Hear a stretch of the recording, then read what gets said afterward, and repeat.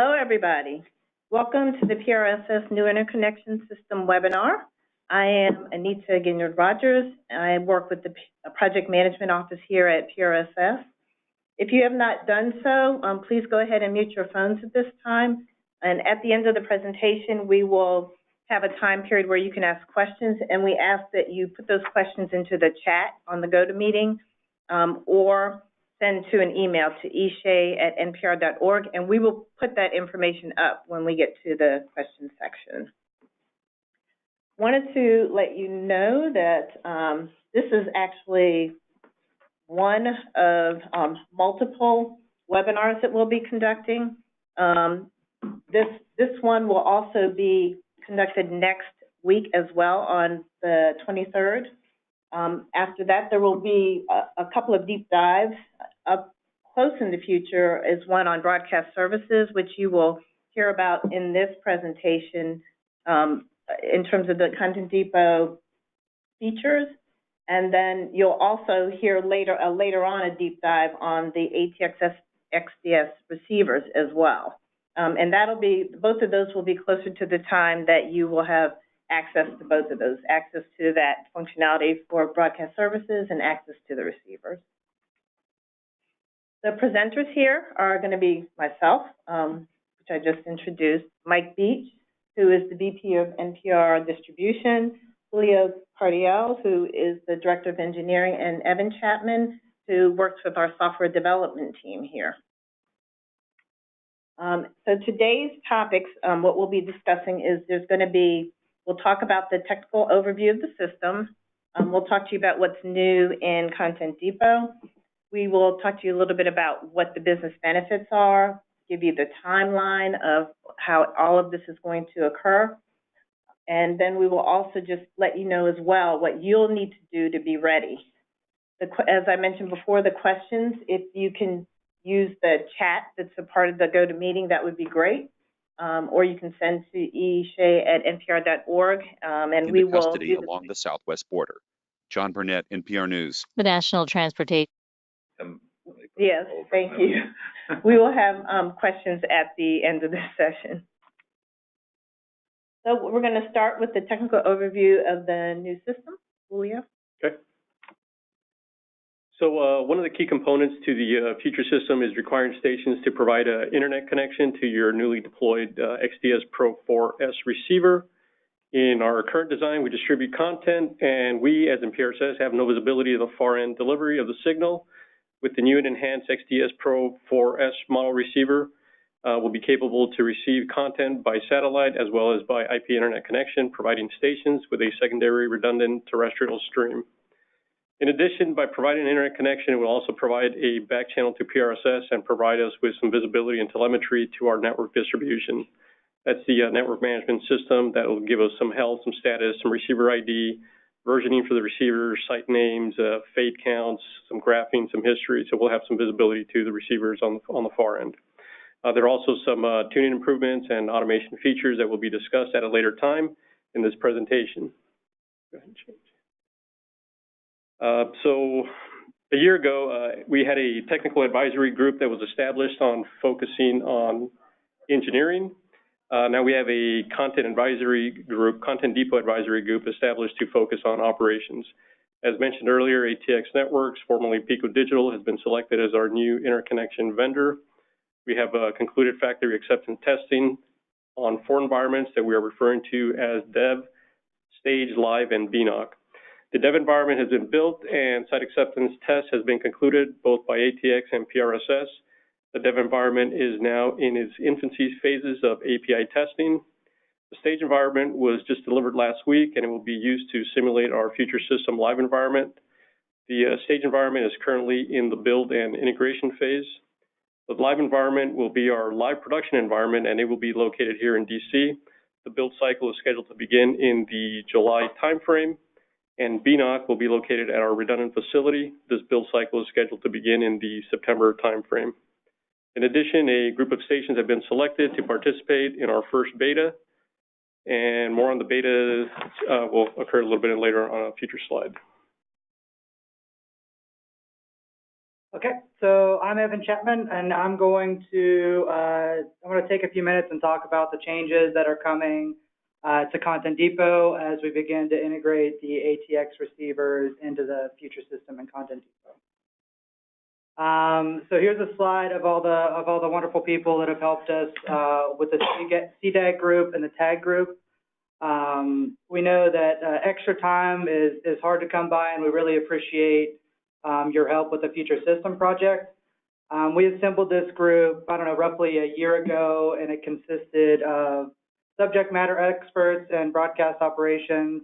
These individuals also use ContentDepot on a day-to-day basis, as well as have a strong knowledge of station automation. These groups were extraordinarily helpful in helping us build the future system in ContentDepot. These individuals attended conference call meetings roughly every 6 weeks, participated in one-on-one user interviews, provided insightful emails and helpful feedback throughout the process. I'm sure there are some of you listening. We thank you very much. I'd also like to thank the technical advisory group for the help us spec out the system for the vendor selection. So thank you all. So if there's anything you take away from my portion of this presentation, it is broadcast services. You'll hear it now, you'll hear it again, you'll hear it in future communications, but this is the key feature that will allow us to support the new receivers in ContentDepot. So what is a broadcast service? So a broadcast service represents a radio station's scheduled programming intended for air to their listeners. A station may have multiple broadcast services, such as one with a news and talk format and one with a classical format. In ContentDepot, broadcast services are a new way of thinking about how stations subscribe to programs, receive episodes, and schedule content for playback and listener consumption. So this is kind of a visual of what that means. We have the subscriptions on the left, the destinations on the right, and your broadcast services in the middle. So broadcast services serve as the broker or middleman or whatever you want to call it between subscriptions and receivers. You can have multiple destinations assigned to broadcast services. You can move these destinations around as you wish without needing to subscribe or unsubscribe to programming, but it's a key feature that's going to allow us to in the future system. So broadcast services will be assigned to IDC receiver ports. Initially, we will create these based on existing receiver ports. You won't need to do anything. We will migrate your receiver subscriptions to broadcast services. This will be a one-to-one mapping. So your IDC receiver 1, port 1 will become broadcast service 1.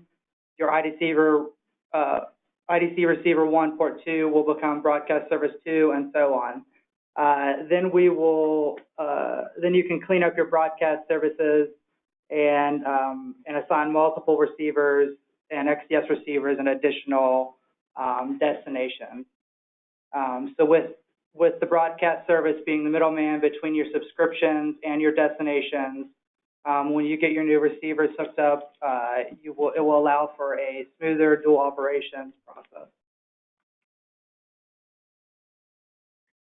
So broadcast services benefits and changes. So we talked a little bit about those, but with streamlined destination management, you will have the ability to copy broadcast service subscriptions to multiple ports, allowing you to fluidly move ContentDepot subscriptions from one port and receiver to another.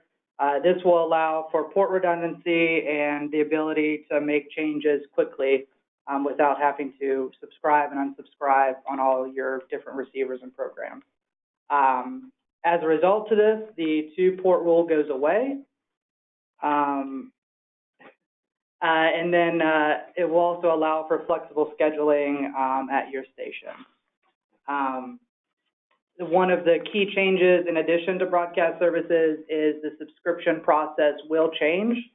To get these features, there will be some changes to the subscription process. Your day-to-day subscription process, like I said, will change, but we will be offering new features in advance of the XDS receivers to leverage the automation functionality within the hardware. I will also be preparing a pre-recorded video screencast that will kind of dive deeper into these changes and into broadcast services. And then so keep a lookout for that, as well as an additional live webinar about these changes as well. So we'll dive further into this, and then we'll have more information about what this means for you and your station. So here's the broadcast services schedule. So we're in spring now, so we've started these communications. We'll be doing more webinars like this one. You'll see emails, social media posts, additional outlets, the pre-recorded video like I was talking about. So just kind of be on the lookout for that.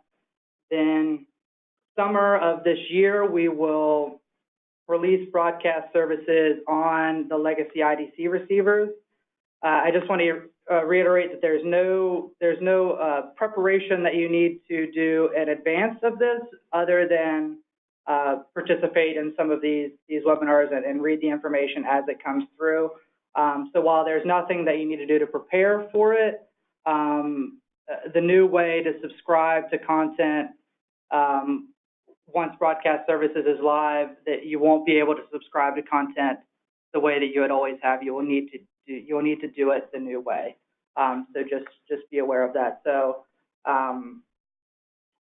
and then this fall, new ATX receivers will be sent out. So this fall we will start shipping out the receivers to the beta stations, and you can start setting them up and assigning them to broadcast services to ensure a smooth dual operations period. And then beyond broadcast services and the ATX integration, here's some highlights of the things that are to come after that. One of the big ones is prioritization. This is an exciting capability of the new XDS receivers that will allow stations to overlay content on broadcast services and get rid of conflicts and help reduce the number of ports being used. So, for example, you could have morning edition subscription and overlay newscasts on top of that, and then go back to morning edition, all in the same broadcast service, which has a receiver assigned to it. So hopefully you can bring down the number of ports needed for some of this stuff, and ultimately save you some port space. After that, we'll do delayed playback, so you can record live programming and schedule it for playout from your receiver at a later date and time, if you choose to do that. And then file scheduling, so you can schedule file content on your broadcast service for your receiver to play out later.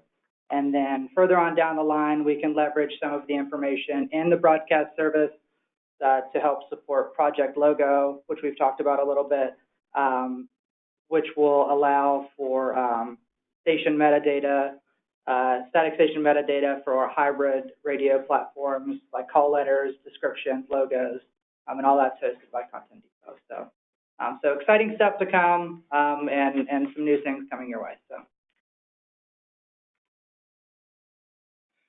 Great. So Mike, and just a reminder, some of this might look familiar to those of you who managed to either attend the PREC in person or to do the remote videos. It's because it's the exact same presentation that we did at PREC. The assumption was that some folks didn't have that benefit, or have you had a little time to sort of stew on it and think about it a bit, that, this will make a little more sense, and you have better questions you might want to ask us at the end. So that was kind of the reasoning behind it. And the other thing that's sort of exciting about the broadcast services here is, if you want to think about it, sort of my non-software-centric way of my brain thinking, up till now, ContentDepot has been about what content you're putting where, right? Which content goes on which port. And what we're adding is this element of scheduling. So in other words, it's not just what and where, it's what, where, and when, right? And so in some ways, it's certainly not at the level of an automation system, but it becomes sort of a programmable store and forward type of system. So there's a lot of potential uses here that we're exploring, and I'm sure you'll explore, and between us we'll come up with all sorts of great ideas. But one of those, go ahead and flip the thing, was about this two-port rule, so or two-instance rule. So as I understand it, because I came in way after all that was decided, this was never a technical issue, the two-port or two-instance rule is a better way to say it. It was always a business issue, right? And the issues that they were worried about back in the day when this was created, and we still have to think about, is protecting producer rights. So the producers deciding who gets access to that content for broadcast, and who doesn't. Not us. We're like FedEx, right? We're delivery. But the flip side is there was also some concern over wanting to discourage stations from sharing ContentDepot subscriptions to save a little money, which then hurts all the other subscribers, right, in terms of cost. So that was really the essence of the business concerns around creating this two-instance rule.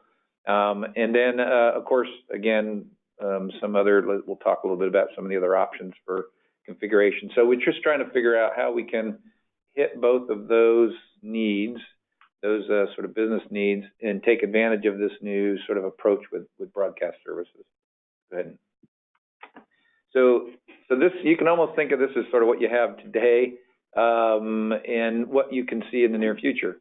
So today in the IDC system, we delivered to you 2 boxes with 4 ports apiece. And basically with the intent that you would have like box A for your main on air and box B was your redundant, and that way they would basically, in theory, you would set them both up the same way, and there was your 2 instances of each program, and then that way you had a main and a backup. And essentially and that was in your base subscription fee essentially. So right now the current plan is to do the same, to send you 2 boxes with 4 ports apiece. And we know that one of the struggles behind that was in this whole transition stuff as we started to do away, for example, with the DVB-S feed where some of you were using the squawk channel, for example, across the old 2000s. Now you would have to use one of these ports for one of those 24/7 services. Mike, you just took away some of my capability, right? You just turned my 4 ports into 3, right? And so we get it, we understand it. And so one of the concepts around the broadcast service was that instead of needing 4 ports for the same amount of content, you can do it on a lot less, right? So today, for example, if the example you heard earlier with port 1, say, being morning edition and port 2 being the news feeds, now both morning edition and news feeds could be programmed on port 1 simultaneously. You just decide which one plays when. So effectively we're reducing the number of ports needed by this new approach called broadcast services. Go ahead and hit the next button. So, but we did hear from a number of you that, hey, Mike, I want backup facilities, right? You guys at PRSS, I need to add stuff. So a lot of you have over the years bought additional receivers, and in some cases even paid for multiple subscriptions. And so why would I do this? So let's assume these 3 are at the same, they're at your main studio. And so in order to do anything more than what you have traditionally done, 4 different programs simultaneously with 4 backups, and then you wanted to do some additional programming out, you would have to buy another receiver, and you would have to pay some additional fee. In particular, realistically, what you were supposed to pay was, and most did or do, is a whole nother subscription fee as if you were 2 stations, right?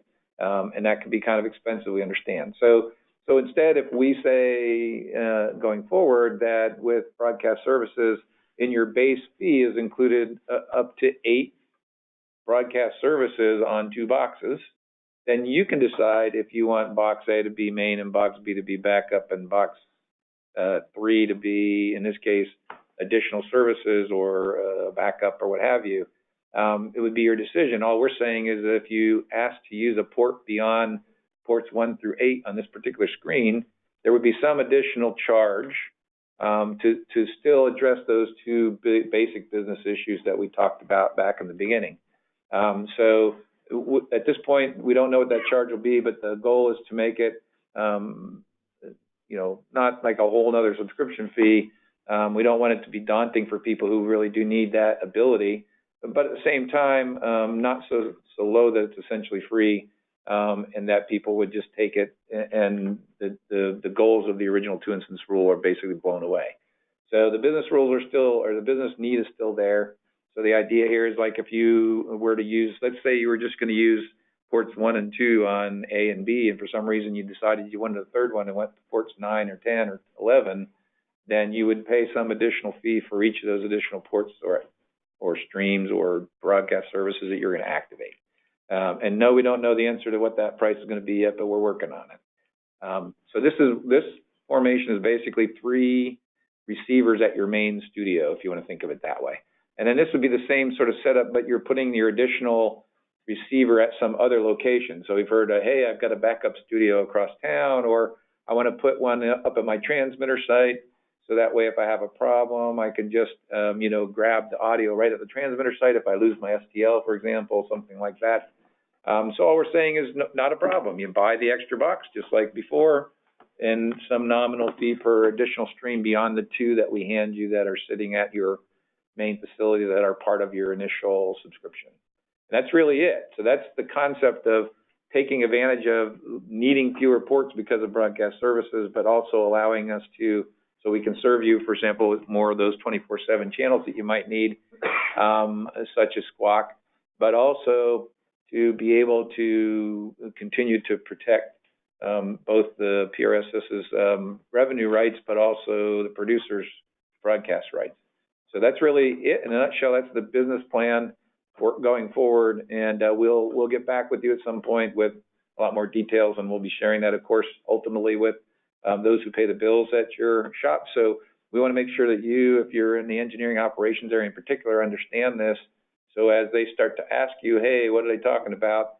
You can say, oh yeah, we need one of these at the studio. We need one of these at the transmitter site. We need 2 here. However you want to do it, but you can help figure out in budgeting perspective how that goes. The first 2 will be free, and anything playing off of those 8 ports is included in your normal base PRSS fee. Anything beyond that, you buy the extra box and you pay for additional streams.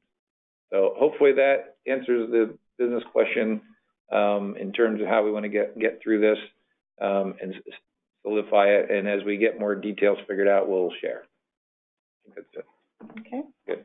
All right. This is Anita again, and I'll talk to you a little bit about the timeline. For the first timeline, I'm going to just talk to you about the full contract with CPB and what's covered under it.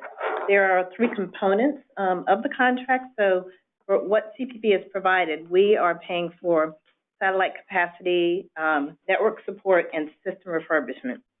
Satellite capacity is really the lease and insurance that's that's needed for this particular project. The network project support, that is all the ContentDepot work that is done, including what's needed to be done to be connected to the new ATX system and any ongoing upgrades. And then system refurbishment also has 3 components. It has the head-end build, which is what is needed for the head-end for the NOC and the BUNOC. It's the receiver rollout, those receivers that come to all of you, all the stations. And then an equipment refresh, which doesn't start until 2020, but is the piece where if stations need it, we will upgrade the antenna and related ground equipment for a specific amount of folks. And so again, that doesn't start till 2020. So we will talk about what we're getting near term, what we're getting right now. So that's this year and next. So there are 5 major milestones here that you all would be interested in. The first being from March 2019 to November 2019, and that is the head-end build of the NOC, the 3 environments at the NOC and the 1 at the BUNOC. And as previously mentioned, 1 of the 2 environments at the NOC has been built, and we're working on the second as we speak. If we go to the top there, from August 2019 to January 2020, that's the time period where we will be doing the station beta. We will roll out the receivers to those stations, and they will begin performing the beta testing. During that time period, if any other station receives a receiver, you should not put the receiver on air, because that is a time period where testing is going on. And until we get to dual ops, which I'll talk about in a minute, you want to make sure that you are not on air during that time. The next item is October 2019 to January 2020. That is when you all will get your receivers. That is when we will be rolling it out. And again, we will roll it out. It'll be really important that you connect up, make sure it works, but don't go on air. Just make sure that it connects well and that there's no issues. And that's so if there are any, we can help deal with that before we get to the dual ops where you will need to connect to the ATX system. The next area is from February 2020 to April 2020. That is when you want to be on ATX. ATX is live. We're not testing. We're not playing. It's ready to go. So all stations must move from IDC equipment or gear to the ATX gear at that point. And that'll be important because in May 2020 through June 2020, you all are live on ATX and the IDC system is sunset. And during that time, we will be doing whatever we need to do to clean up from dismantling the old system. So can I ask a clarifying question, just to make sure? So receiver rollout on the bottom in the middle, they get the gear, they install it, they test it, they make sure everything works, but don't put it to air. Yes. And then dual ops on the top right, at that point, they do move it to air, and they're done. Yes. And we're not messing with it anymore. And the bottom right is when we'll be shutting IDC down. Yes, exactly. Yeah. So we will, you will continue to see communications out to make sure that you guys are clear when all of that is going on, and we'll make sure that we let you know when you must be on air and when you should not. So you'll see lots of communications up and coming. So the three things that you should that should be happening right now is we actually have sent out to all the stations a survey to get engineer contact information and shipping information so that we have that when we're ready to send the receivers.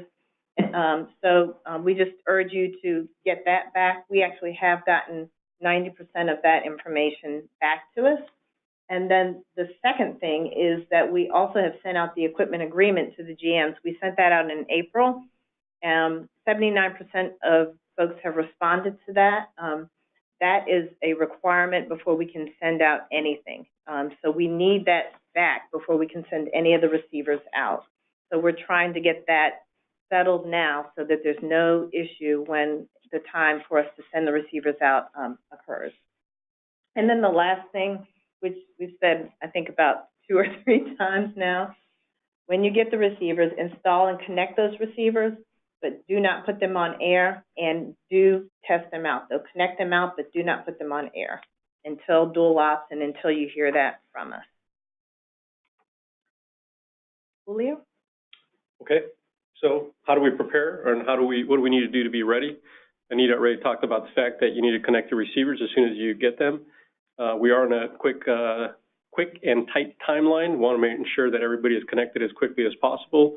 You'll set up your configurations. I'm sure there will be two-way communications between our staff and some of the stations for some of the internet connections. You will need to provide a secure internet connection at a minimum with a firewall. And just note, PRSS will not dictate and will not provide security recommendations, as stations are all unique in terms of security policies. Make sure you clean your dishes, remove any debris, secure your LNBs, and most importantly, make sure that your antenna is peaked properly. And prior to making any adjustments, make sure your hardware is well lubricated to ensure that you do not shear off any of the hardware. That's all I got. Okay. All right. We are at the time for questions. So again, if you all have questions, please do send it to the GoToMeeting chat. And I see some things populating there now. Or send the email to Eric. We have a couple of questions that have already been sent in. The first is delayed playback, overlapping recording and playback. Yeah. So I guess I'll take this question. So yeah. So the new receivers. So after broadcast services is live and you have the new receivers hooked up, the new receivers have the capability to have a hard drive in them, and they can record live shows and play them out of the receiver from there. And then there's also the concept of prioritization. So you can bring in 2 or 3 different streams and then choose which of those play out by overlapping them. Like the example that I gave was morning edition, and you can overlap on the same port the newscast, and then once the newscast is over, it can go back to whatever the next priority is, which is morning edition. So it kind of serves as almost an automation system at that point. But again, this is just features that it'll offer if you want to use them, but it's not necessarily a requirement, but more of a feature than. So is this similar to the live stuff that can file at the network level, but at a local level in some ways? Yeah, in some ways. I think there's some restrictions on there being full recordings rather than it being chopped up into pieces, but more or less, yeah. Okay, we have a business question. It is, so am I going to have to pay the extra fee if I have the third receiver at a backup site and I still maintain the 2-port rule? I'm still going to be charged an extra fee. Right, so you're not really maintaining the 2-port rule because you'll have 8 ports available at the main facility, let's say in this case, and you can mix and match those all you want. We're not requiring you to say match port 1 for port 1 on each of these, right? So you could have, if you wanted to, you could have 8 different streams at the main facility and no backup. That's your choice, right? So, but yes, the answer is yes to your question. You would pay, but the difference is it's not like a full membership. So a lot of stations today will pay, you know, I don't know, it depends on your revenue levels. It's typically 2% of your station's revenue up to a cap. So let's pretend you're at the cap that's like $10,000, slightly over $10,000. We're not going to ask you to pay another $10,000. It'll be something much less than that. So it'll probably be more in the, you know, hundreds of dollars as opposed to thousands of dollars per stream. But yeah, that's the intent. So it's not limiting the number that you have, but if you're going to have more than what you're capable of in those 2 receivers that we hand you, then there'll be some sort of payment. So yes, you will pay more. But I would flip this. I had an interesting conversation after this presentation at PREC saying, how am I going to tell my manager, right, that now they have to pay extra for backup services when they weren't paying for them before? Well, they weren't paying for them because they weren't having backup services, right? Or if they were, they would have had to pay the full amount of a whole new registration. So the question was, when we had the conversation, was, well, don't you pay for backup generators and backup STLs and backup fiber lines and all those sorts of things to get to your station today out to your transmitter site? And of course the answer was, well, yeah, those things all cost because they're extra. So why would this be any different? If it's redundancy that you're trying to build in, why would you not expect to have to pay a little something for that addition, because you do for every other piece of redundancy technology that you use, right?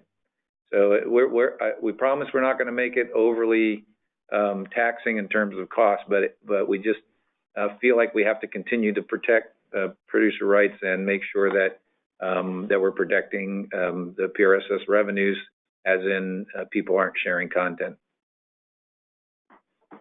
All right, next question. Will splitters, maybe amplified, be provided to connect additional receivers? The answer is no. We're not really providing any hardware right now for them. I guess the way to look at it is our DMARC is at the output of the receiver, right? Correct. And that's it. Okay. Jason Reed, not sure if my GM got the equipment agreement. Can I get it sent to me? Yes. I'll answer that one. All right, next one. Can playback on a program overlap the recording of the same program? So the prioritization and delayed playback and all of the things we talked about that are coming kind of after you all get the receivers and start using them. A lot more of that information will come on what we'll be able to do. Just some of that stuff is currently in development, and we're kind of playing with some of those use cases and how to get some of this, figure out some of these nuances in it. So I don't have an answer for you right this second, but as we start building out these features, we'll be able to help you with that. And if I understand, so as you're thinking through that in the ContentDepot development, I think maybe an example here might be I'm delaying a 1 hour program by 30 minutes. So I'm still recording the last half while I want to start playing out the first half. Is that what, I wonder if that's what he's asking in this case. I mean, in theory, we think that the receivers have that capability, so we would show that in ContentDepot and be able to do that, yes. Okay. Will it be possible to populate the receivers with local content? For example, backup receiver at a transmitter site, loss of STL, ability to populate the receiver with local breaks and IDs. This is Mike. So potentially, we're thinking through that process right now. There are, aside from the technical issues, which are probably the easier one this amount, there may be some business questions there. So is there capability potentially? Will that be a feature that we make available potentially? You're thinking ahead like we are. We just haven't said much about that publicly because we haven't made a decision yet. Can it do it? Probably. Will we do it? Different question. Still thinking about it. All right, Ken Boyd asked if there is a way to verify the signed agreement, and I'll just say, if you have any questions about this, you can send an email to eshay@npr.org, and I will take it up with our business affairs team, and we can confirm if there's any question as to whether or not you have signed and returned the agreement. So if you want to drop me an email, my email address is on the screen, and I can check that out for you. So next question, LiveWire plus other AES-67 compatibility compliance. So the answer is yes, the receiver is compliant for those. Okay. I'm going to skip Maria's question because I think that goes to confirming whether the agreement has been signed. Maria, I can follow up with you directly. If I program services for RXA, will the service automatically be delivered to TXB?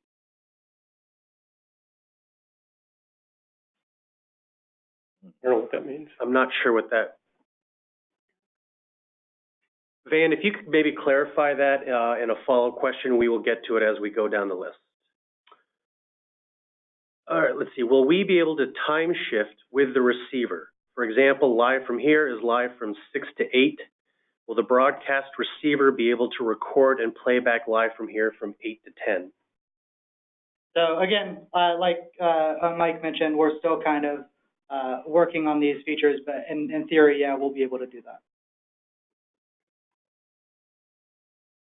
Do RXA and RXB need to be at the same location? Maybe RXA. Yeah, so I think if you're talking about the two, this is Mike, so in my presentation, we showed a picture with two receivers, like the initial two we're going to deliver to you. And the assumption is that, yes, those two would be in the same location, so you have some redundancy, and then if you wanted to go to another location, it would require a third receiver. That's the concept today. I guess maybe pop in a side note to Eric after the fact to help us understand what your application might be. The negative to doing what I think you're suggesting is, let's say you put just one receiver in at the studio and one receiver out of the transmitter site, is then you've lost any redundancy at either of those locations. You only have geographic redundancy, essentially. You don't have equipment redundancy in either location. So anyway, certainly if I've got that wrong, send us something separately. But that's what I think you're asking. Two boxes, but one in two different locations would make me think of that particular use case, right? One at the studio and one at the transmitter site. We have another question. Will this slide deck be made available for our future reference? And the answer to that is yes, we are recording this. And give us about a day, and it will link to it will be posted on PRSS.org, and we'll send out communications confirming that. All right, next, are any changes planned in the way that files are sent over the satellite or the bandwidth made available for file transfers with the new system? It would be great to be able to count on having files from an LWSF subscription ready for use by the beginning of the next hour. Interesting. I don't have an answer for that. And the bandwidth, the rates that we're going to be using are probably about 1.5 megabits, but we're also going to be testing and validating what that's going to take. And of course, it's going to be different for every station based off of whatever internet capacity they're going to have. But we should clarify and provide some rates based off of some standards, whatever we can come up with, so they can have some clue on what the transfer rates are.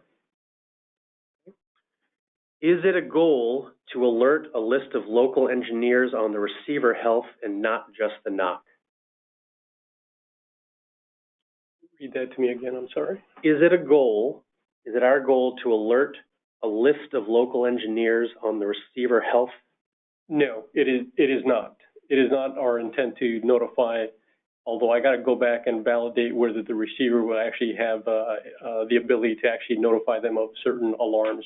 So we will get acknowledgement back to our receivers. The receivers are actually set up, and there's intervals between 5 and 15 minutes. It could be longer, it could be less. Now you have 800 receivers deployed out there. Can we collect all the telemetry? Yes, we can. Right now, the telemetry is actually set up for every 15 minutes. So if there's a service interruption in those 15 minutes, I'm not going to catch it. I'm not going to see it. We have the ability to squeeze that down, possibly down as far as 5 minutes. And the notification would only come to the NMS health screen, which would require somebody to actually be looking at that health screen. And really, my ultimate goal would be to be able to pull that data into an MNC system where I can actually see globally what's going on to the entire network distribution.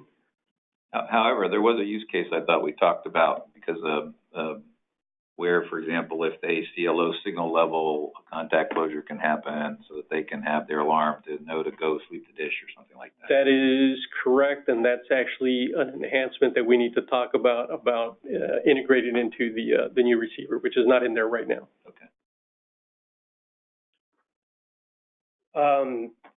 Here's another question that's a long one. It's a follow-up to the location question. If, and this is a big if, there's an IP link at a station cannot see Galaxy 16, for example, in Alaska, is that expected to work okay? Right now, some of the stations have to get a second hop from an uplink in Fairbanks on AMC 8. Yeah, Alaska's an interesting case. We do have to think through this and talk about it. So one of the challenges that we've heard, at least over the last couple of years, as we thought about this, those of you who were with us maybe 3 years ago plus, as PBS was examining their network, they were thinking of an all-terrestrial MPLS type network, and that made a lot of sense for us to jump on, especially since we didn't have a lot of bandwidth. In the meantime, we talked to a number of providers, and getting reasonable bandwidth in certain parts of the country were difficult, Alaska being among them, right? Either they wouldn't quote to certain cities or amongst you on the list, or they would quote a price that was so outrageously high that essentially what they were saying is, don't ask me, right? I'll give you an example. In one of the cities in Alaska, they quoted us for a 10 megabit connection, something like $20,000 a month for a 10 megabit connection. So they clearly didn't really want to do it, right? Now those prices have come down, and that's good, but availability still is not universal. So we get where the issue is now. The good news is if there is fiber or reasonable connectivity available to whatever cities you might have in mind, these IRDs, these receivers, were specifically bought with this capability of doing both satellite and terrestrial.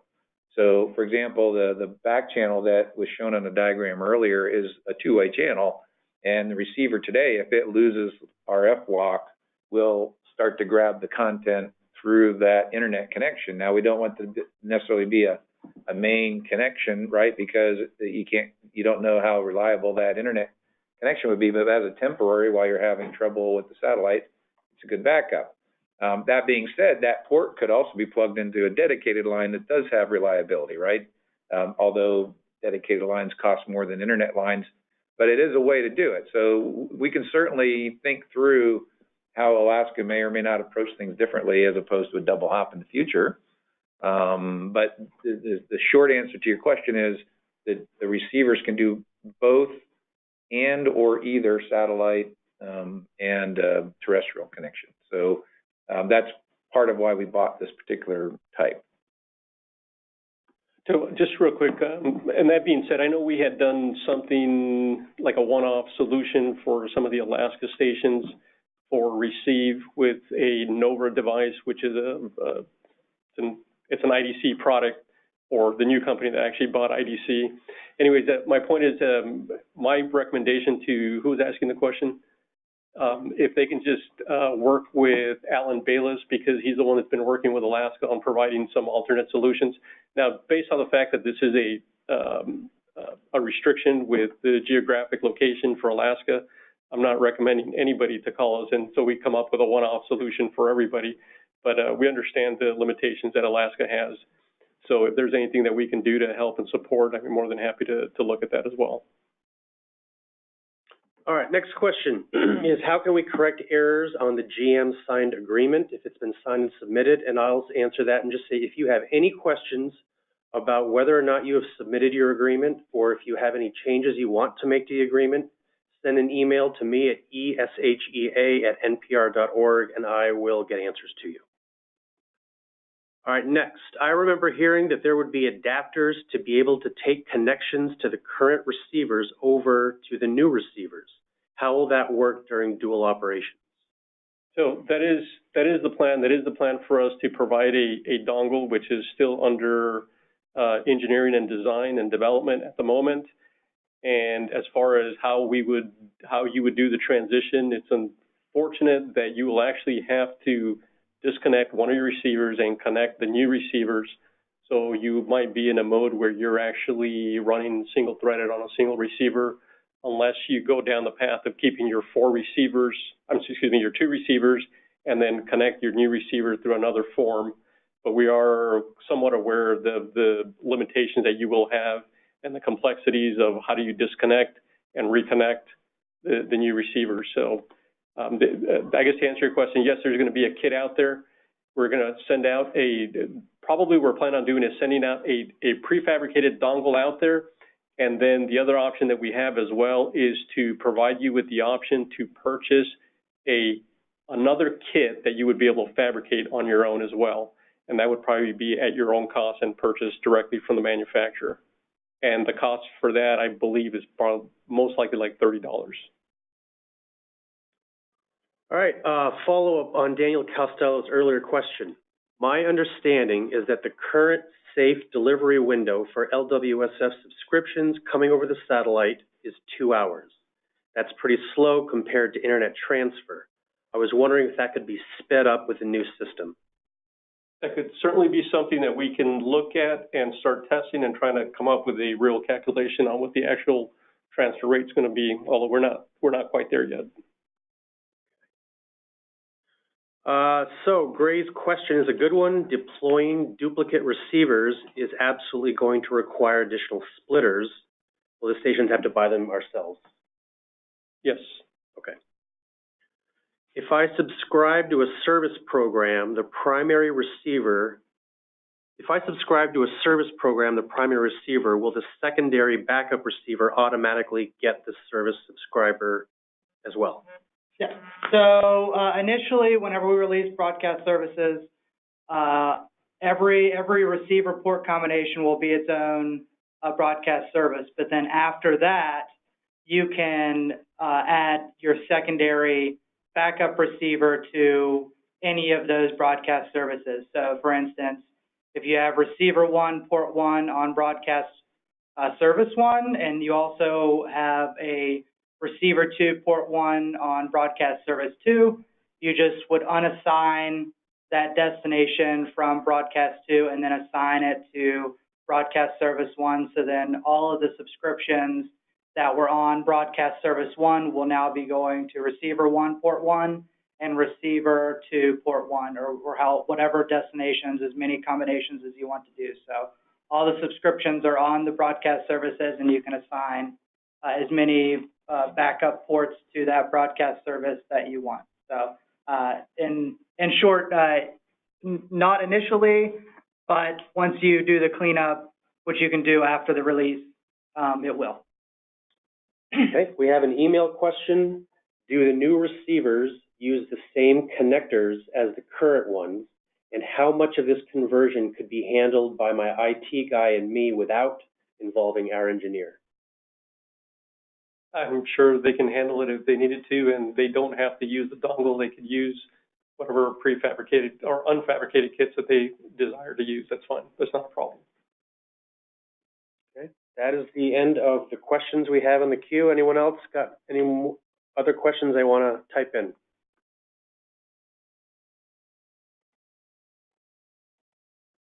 Okay. Okay, if you all do have questions later on, Oh, is there a technical data sheet we can see? I assume that might be for the dongle? Yes, so we'll be able to provide one. We don't have one right now. Gotcha.